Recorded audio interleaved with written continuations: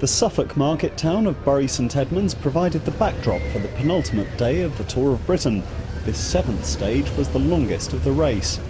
As ever, a mob of camera-wielding supporters besieged the HTC High Road bus of Mark Cavendish, waiting to catch a glimpse of the sprint ace. Today was expected to be a day to suit him. Yeah, we'll try and win. Hopefully it's a good sprint, see how it goes. Conditions today quite windy. Yeah, quite windy, but it shouldn't be too much of a problem, I hope. Team Sky have won over plenty of new fans this year, and indeed at this Tour of Britain.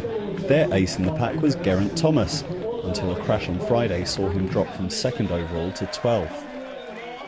The highest placed home rider going into the stage was Garmin-Cervelo's Daniel Lloyd at 3rd overall and 29 seconds from the leader.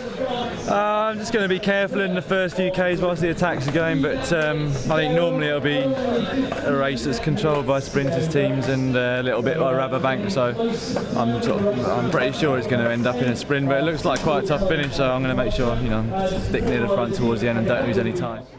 This man remained the rider to beat though. Dutchman Lars Boom has held the IG Markets gold jersey since stage 3. His Rabobank team poised to ensure their man takes the top step of the podium in the finale in London. And so it was that an escape group of 6 riders, none of them a threat to Boom, was allowed to build up a hefty lead early on. With just shy of 200 kilometres from the start to Sandringham, the peloton's pursuit was fairly languid. Shortly after the race entered neighbouring Norfolk, sporadic showers did little to deter the crowds lining the roadside at every village and town. Thankfully for the riders and spectators alike, conditions improved.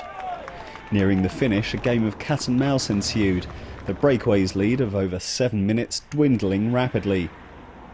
But the sprint teams misjudged this particular chase, and the 6 stayed away, Lithuanian Gediminas Bagdonas taking a well-earned trip to the podium.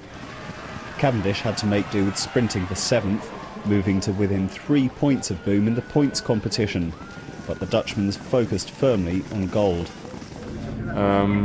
For me it was alright that the break stayed away. Cavendish wanted maybe a sprint, it's normal I think.